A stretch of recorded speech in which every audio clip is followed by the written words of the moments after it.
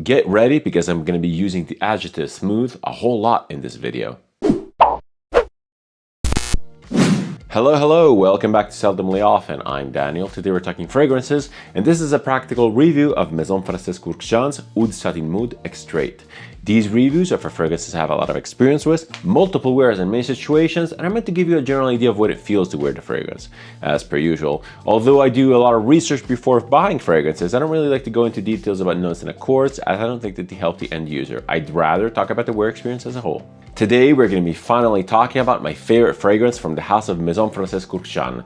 You read the title, so you know what this is about. We're talking about Oud Satin Mood Extrait. And the funny thing is that I teased the acquisition of this fragrance a while back in the summer. At the time I was into an intense rose mode, and I put out a couple videos, if not three, basically detailing my search for the ultimate rose fragrance. Now, ultimate rose fragrance is a little bit of a big word, because the ultimate rose fragrance, in my opinion, is still Portrait of a Lady by Frédéric Malle.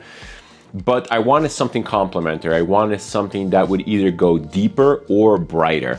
And I eventually found both of them. This is my choice for the ultimate rose fragrance that goes deeper than Portrait of a Lady. And I really love it. It hits on all fronts. It's really hard to beat, and it's going to be really hard to replace. And when I first sampled the original Oud Satin Mood, which I actually compared in a first impression comparison video with Oud Silk Mood, I was impressed by the fragrance. I really liked it, but ultimately I found it a little bit too sweet, a little bit too cloying in a way. And I didn't really know what this was about. I didn't give it much thought, but you guys kept recommending the Extrait version as a little bit more of a complex variant on that DNA. But again, I was looking at new prices. This is very pricey, so I was like, I don't know. But then, as if fate wanted it, I stumbled upon a bundle of fragrances which actually featured this bottle in it. The bundle was incredibly well priced, and I basically got this for a fraction of the new price. Upon receiving the fragrance, I actually discovered that this one is one of the OG batches from 2017. So this is a vintage-ish batch of Oud Satin Mood Extrait. This is actually from the year the fragrance actually launched, and upon further research I discovered that Oud Satin Mood Extrait has been reformulated at some point, maybe around 2020, I can't remember exactly. So this is a vintage OG batch. It's very powerful, it's very beautiful, and I'll probably never get rid of this fragrance just because of how unique and special it is. I teased in my intro that I'm going to be saying the adjective smooth a whole lot in this video, and I do second that. Smooth is definitely the name of the game. This is easily one of the smoothest fragrances that I ever tried. It's definitely one of the smoothest fragrances in my collection. In this aspect, to me, pretty much summarizes the special effect that this fragrance has.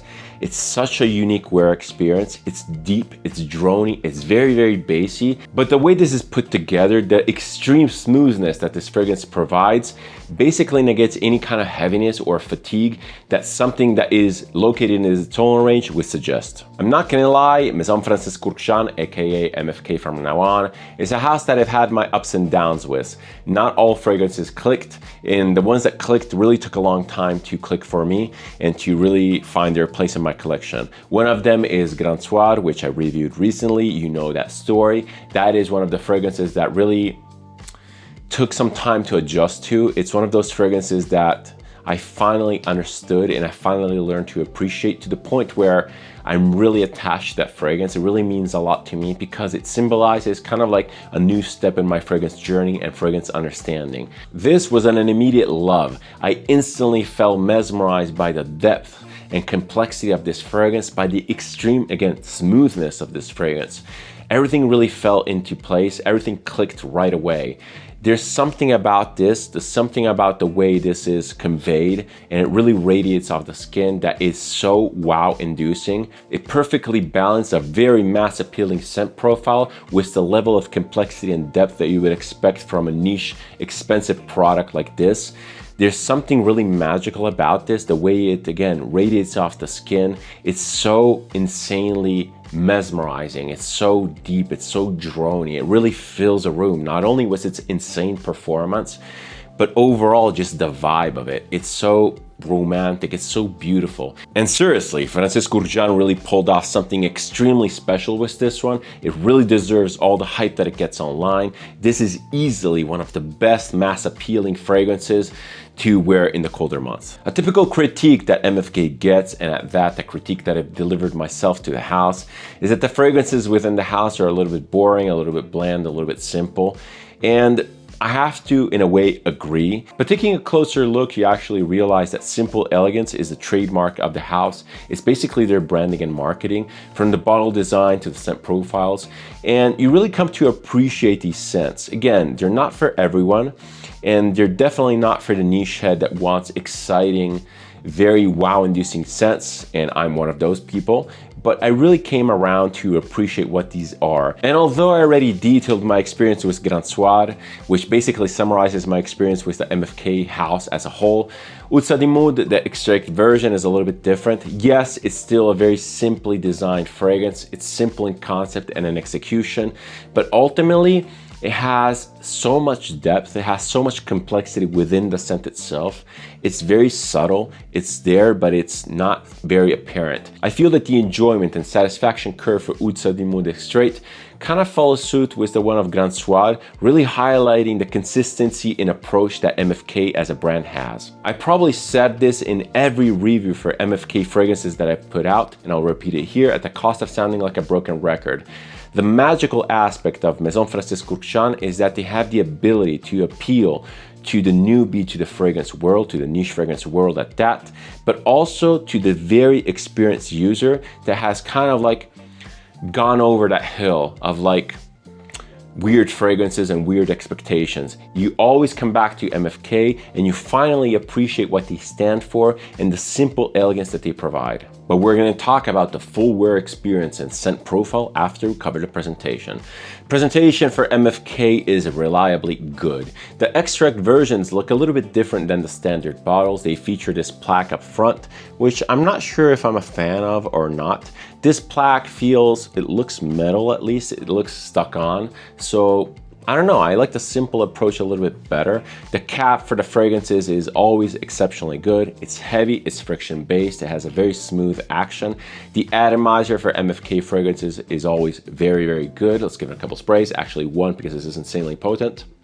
The bottles for MFK are exceptionally good. They're some of the best in the business. They feature insanely clear glass, really, really refined. You can barely see any seams.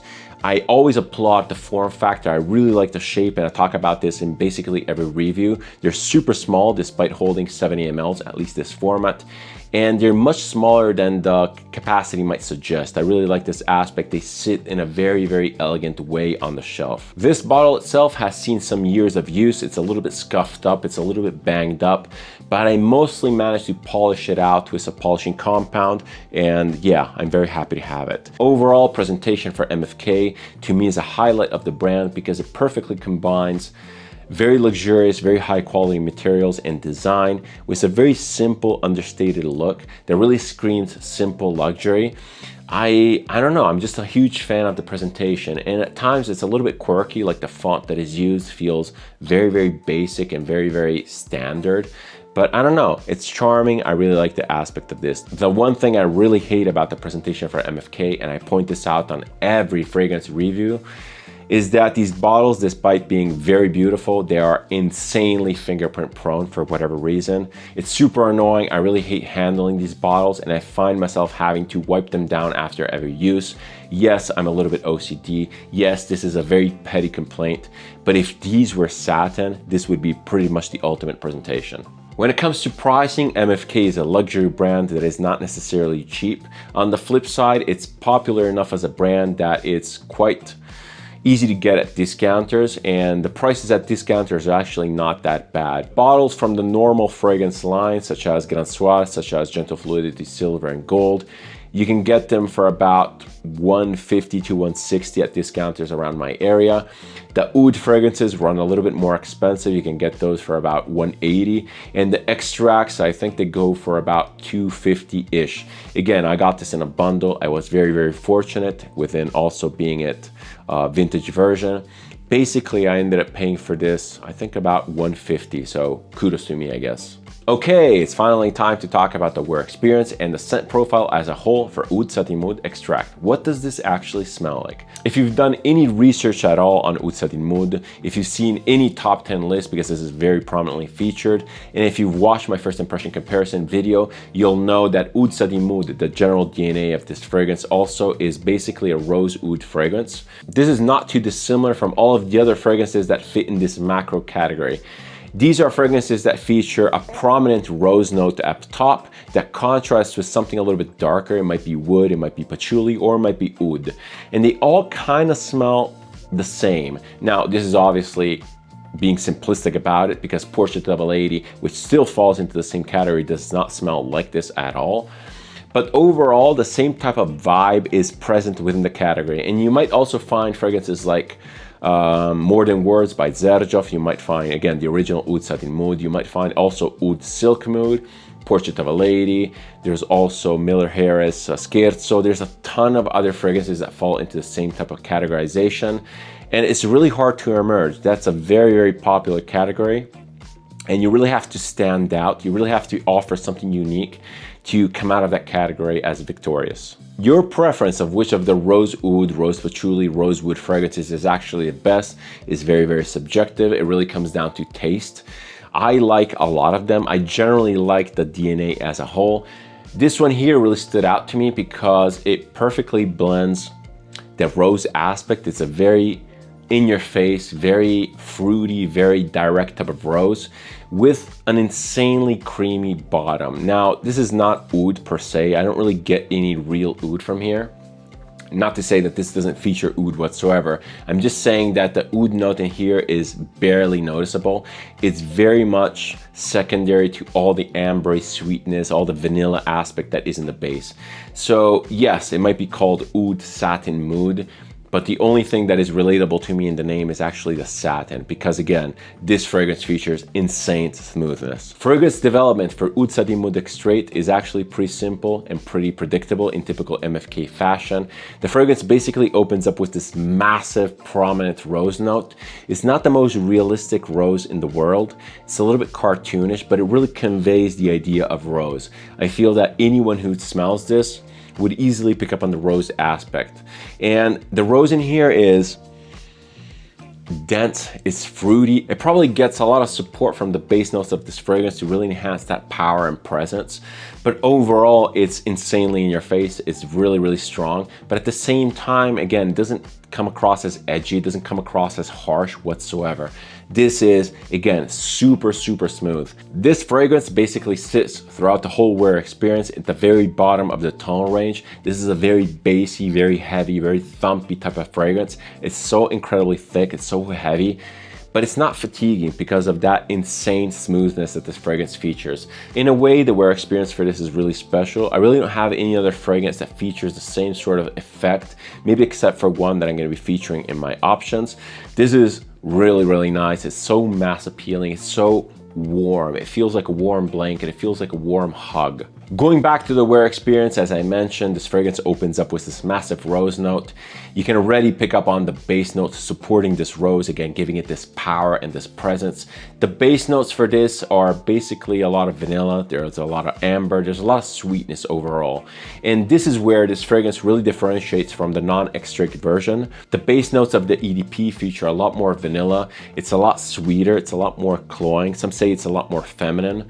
I'm not really sure I agree or not, but overall, I feel that it's a lot more fatiguing. This really balances off those sweet notes. It adds a little bit more complexity, adds a little bit more balsamicness, maybe from that very westernized type of oud. It's a lot more interesting. Again, this is a very simple fragrance as a concept and in execution, so don't expect Amouage levels of complexity, but overall it has a lot more nuances to pick up on and to keep things interesting and to keep things a little bit more balanced. As I mentioned, the wear experience for this fragrance is actually pretty simple and straightforward. You don't really get much transition top to bottom. Everything stays pretty much the same, but it's so addicting, it's so beautiful and enveloping that you really never get enough, despite the insane longevity of this fragrance. Speaking of longevity, let's touch upon the practicality, starting off with performance. As I mentioned, longevity is absolutely insane. You get easily 18 hours plus, I would say maybe 24 hours. If this gets on clothes, it's basically a forever type of scent. You need to wash clothes twice to get it off. It's a huge commitment, and it's one of the reasons why I don't really wear this a whole lot, because I like wearing a lot of fragrances, and I have to wear a lot of fragrances to get reviews to you guys. And when I wear this, I basically have to take 2 showers to get this thing off. So again, I really do enjoy it, and I could probably signature scent this for my colder months, but it's a huge commitment. So I would say that that's a positive. Projection wise, this is also where the scent differs from the EDP variant. The EDP is absolutely nuclear. If you spray that, you're basically filling rooms, you're filling theaters. It's borderline uncomfortable on how powerful it is, at least for me. The extract version tones down significantly, especially if you're coming from the EDP, which I did. I was actually kind of disappointed in this the first time I sprayed it on, because I was like, this doesn't really project as much. But the difference is that this is much more intimate, but the special power of this is the insane, and I mean insane, scent trail that this leaves. A dear friend of mine was wearing this, and she was walking in front of me about 10 feet. I could clearly pick up on the scent trail. It was so sharp, so defined. It was almost cartoonish. It was insane. The scent trail on this is the most insane I've ever smelled on a fragrance. When it comes to personal sillage, personal scent bubble, this is also insanely potent. You're gonna be smelling this fragrance around you for a very, very long time in a very prominent way. And the scent really doesn't have an opening projection, doesn't really have a skin scent phase. It's basically always present. Again, this is kind of like to underline the very simple, very easy transition of the scent. It really has none. It's always prominent. And you only get to a skin scent phase basically 12 hours down the road. It's insanely potent. There's really no complaints. When it comes to versatility and use case, I feel that Oud Satin Mood is actually quite versatile. It has this weird scent profile that is both very friendly and very elegant. It goes easily casual to elegant, day to night. You can pretty much wear this in every type of situation, maybe except for the gym, just because, first of all, it's way too strong for the gym, and also because MFK does not really fit the gym type of vibe. It's a little bit more put together. In the evening, this is definitely where it shines. It has a massive presence. It again leaves this massive scent trail that will definitely turn heads. It's also mass appealing enough to be insanely likable. You're definitely not going to offend anyone. If anything, when wearing this, you're going to be transforming yourself into a walking perfume diffuser for any environment that you're in. Demographics wise, this scent continues its triumphs of versatility. Not only is it for all ages and can be appreciated by all ages because it's so wow inducing, but it's also insanely unisex. Anyone basically on the planet can wear this and easily pull this off and just create smiles and probably pull off a compliment or two. Again, not guaranteed, but if there's a one scent that can do this, this one is that. When it comes to narration and storytelling, MFK fragrances are a little bit bland. Again, they're not really designed for that. These are very, very perfumey, and they're meant to be worn by a number of people and to be enjoyed by the most people possible. These are definite smell good fragrances. They're very luxurious, very simple, very elegant, but they remain smell good fragrances. I forgot to mention seasonal wear in my practicality section, but this is a very obvious scent designed for colder months. It's very, very heavy, it's very bassy, it's very, very droney, and it's sweet to a degree which it would not work well in the summer. It would not work well in heat. I can't even see myself wearing less of it in the summer just because it's, again, it's so heavy and long lasting. It just would bloom off the skin, not in a good way. It would just be a little bit too much. We're at the section of the video where I present you some options for my reviewed fragrance. And for Oud Satin Mood Extrait, I really decided to lean into the smoothness aspect of the fragrance. Just because, first of all, I don't really have many fragrances that are comparable on a scent profile because I don't like redundancy, so I don't have other rose oud heavy scents. And second of all, because I don't really want to feature rose because it would be a boring comparison, although I have a lot of rose fragrances. Some may say that a good option to Oud Satin Mood Extrait is something like Zerj of More Than Words, and I do agree because they do fit the same sort of scent profile, but I do find that comparison really, really boring. So I decided to go on the smoothness of the fragrance instead. And the first fragrance that came to mind is my newly acquired Amouage Interlude Black Iris. This one here was the fragrance that I was referring to in my review. This is one of the smoothest fragrances in my collection together with Oud Satin Mood Extrait. This is insanely smooth, and if the regular Interlude and even more so Interlude 53 appear as super smooth already, this brings that smoothness to the next level, because this basically removes that edgy oregano note in the top, and this sits the whole fragrance down in the base, similarly again to Oud Satin Mood Extrait. This is a very weird, very specific type of fragrance. I actually really like it. It is a little bit redundant to the normal Interlude because it has the same sort of dry down, it has the same sort of a droney, very smoky type of aspect, but this again, it's a lot more likable in a way. It's heavier, it's more bassy, but overall the scent profile is sweeter, it's tamer, and again, it's smoother. I really like this. I really enjoy wearing this. I already gave this a couple full wears and I'm liking this a lot. I held back purchasing this, and a lot of you guys really highlighted the fact that this fragrance was missing from my Amouage ranking video. I finally got to it. I really love my bottle of Interlude 53, so yes, I had to have all the flankers available. I'm very, very happy I purchased this. This gets my highest recommendation. Yes, I might be a little bit biased because I love Amouage and I love Interlude, but this again is one of those scents that is almost a must smell within your fragrance journey. You really need to understand what this is. You really need to get your nose on this because this is very, very special. The second fragrance I'm going to be showcasing is another one that I reviewed recently, and also in that review I touted the smoothness of the scent. We're talking about Bee by Zoologist. This is a little bit brighter than Oud Satin Mood Extrait. It's definitely brighter, but it features the same sort of beautiful blend of honey and flowers. It's so insanely smooth, and I really highlighted how the transition between the various phases of the scent, it's so seamless, it's so smooth, it's so almost unnoticeable. This features a beautiful concoction of flowers, sweet notes, and a little bit of a touch of animalic just to keep everything in check and give it a little bit of edge. And the edge here is very well contained. It's still within the beautiful cocoon of smoothness. This is one of the most beautiful fragrances in my collection, one of the most evocative, energizing, optimistic fragrances that I have. I love this. I love wearing this. I'll keep this fragrance forever. It's insanely important to me. And if you have not smelled Bee from Zoologist, you have to definitely get your nose on it because it's such a unique type of scent. When it comes to my third choice, I almost feel like I have to apologize because I hate featuring the same house twice. But Amouage is basically the king of smoothness, and I really wanted to bring out Jubilation 40. This one here is another one of the smoothest fragrances that I have. It's quite different from Jubilation 25. It's a lot deeper, it's a lot denser, it's a lot rounder, again, smooth. This brings the fragrance wear experience to the next level. It opens up with a massive fruit note.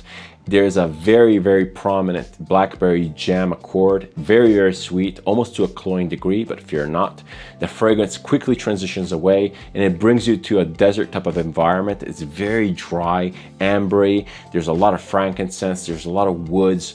It's super smooth throughout the wear. It's just so evocative. This is one of the most evocative scents that I have. It really brings you to that desert environment. You almost picture this rich prince galloping through the desert on his sweaty type of steed. This is a beautiful, rich, opulent type of fragrance. It's basically my default fragrance when I want to smell rich, when I want to really showcase what Amouage has to offer.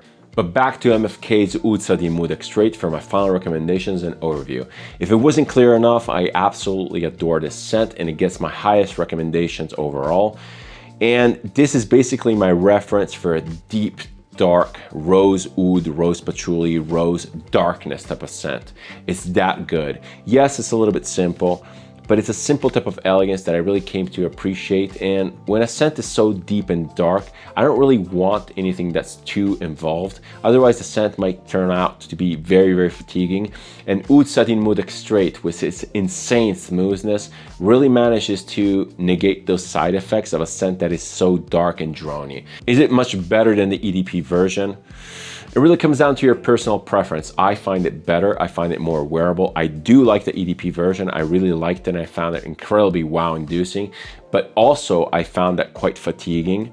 And again, this really remedies all my complaints that I had for that version there. So this is really great and I really, really like it. I'm not saying to go out and buy this, please don't do that. This is an expensive fragrance and you always have to sample first. If you can't get a sample of the Extrait version, get yourself a sample of the EDP and try to imagine that with less sweetness, with less cloyingness, and a little bit more nuance in the base. And basically you get Oud Satin Mood Extrait. Again, I can't really praise this enough. It's super unique in its simplicity, which is kind of a weird thing to say, but it's true. It's true. I like it. I love wearing this in the winter, and I'm not a compliment fiend. I really don't care about that thing, but there's something about the confidence of having a scent which is so mass appealing and so likable. You kind of have a different stride in your pace. You really walk with your chest up in a way, and that's a nice feeling. You know, I like wearing weird fragrances. I really like wearing my stinkies. I really like wearing my animalics and experimental fragrances, but that also can be somewhat fatiguing in the long run, and sometimes I just want to tune out that part of my brain, wear something that I like first and foremost, but that also is mass appealing enough to not offend anyone and actually to bring joy to others around me.